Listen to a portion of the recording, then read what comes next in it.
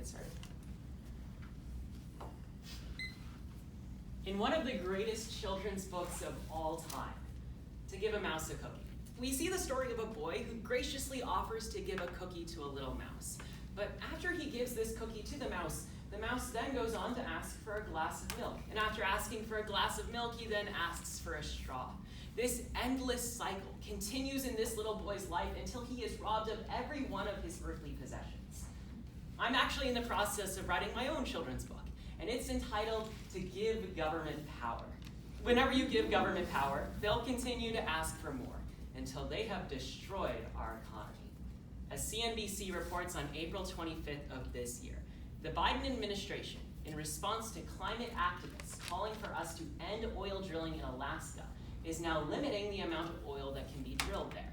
In the midst of an oil crisis in which gas prices are soaring in the United States, it forces us to ask the important question: should U.S. oil and gas companies be producing more oil? The simple answer to this question is a profound yes, that the United States and their gas companies need to be producing more oil and gas for three simple reasons. The first reason is that we are caving to climate lobbyists. Second, we are overly dependent on our enemies.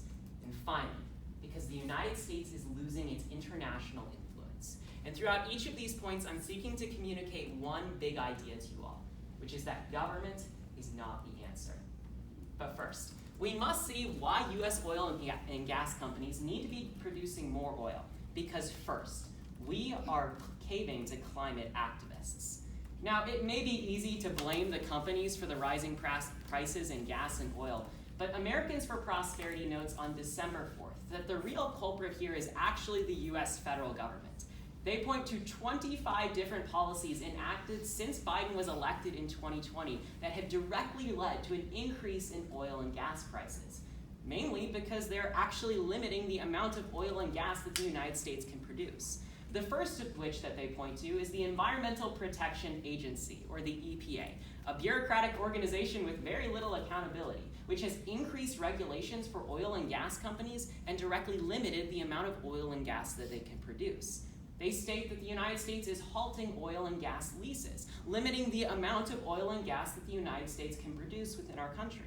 They talk about ozone regulations and even carbon taxes. Each one of these policies enacted by the Biden administration has directly led to an increase in prices for the consumers. But that's not it. The Heritage Foundation then explains on February 20th that now Democrats are attacking hydraulic fracking, a very efficient form of getting natural gas.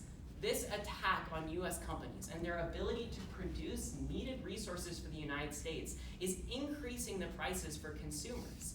So as a result, in order for companies to produce more oil and gas, we need to stop caving to the climate activists, who are the ones encouraging these positions. E.J. Antonio explains on April 29th that at the root of all of these policies are what he calls green alternative activists. The Biden administration is caving to those who are seeking to end oil and gas consumption all across the world.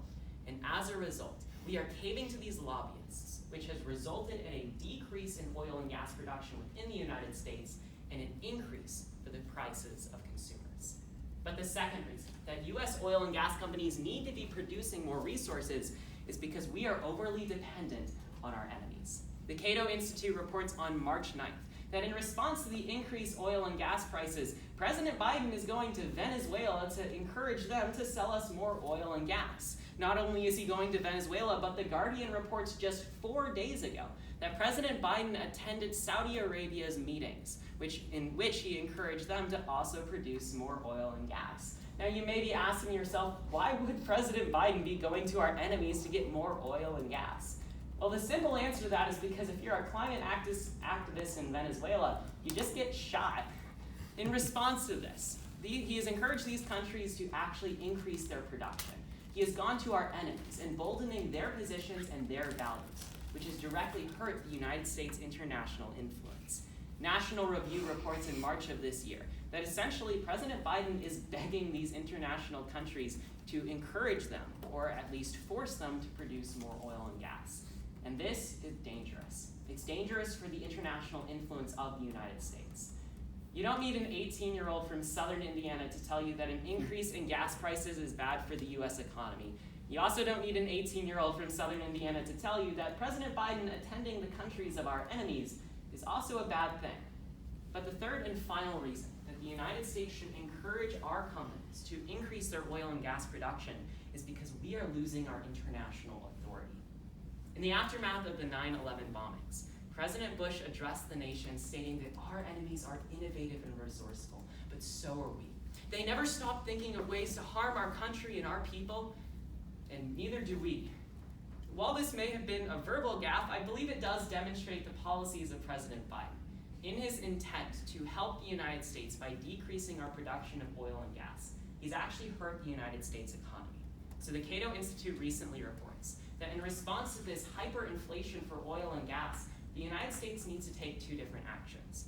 First, we need to loosen regulations on these companies, and then lift burdensome policies that have harmed the production of oil and gas within the United States. If you give the government power, they're going to keep asking for more. And the root of what we are facing now is a bad foreign philosophy. Bad foreign policy is rooted in bad foreign philosophy, and the United States has done just that. We are losing our international influence as we have encouraged and seen hyperinflation with gas and oil. And as a result, action must be taken. So, we must return to that original question that we started with. Should US companies be producing more oil and gas? We clearly see that the answer is yes. First, because we are caving to climate activists. Second, because we're overly dependent on our enemies. And finally, because the United States is losing its international authority. Instead of giving the government more power to limit the production that we can have in the United States, we need to take away that power, emboldening and encouraging our individual corporations to produce gas and lessen prices in the United States. Because government is not the answer. Thank you all so much.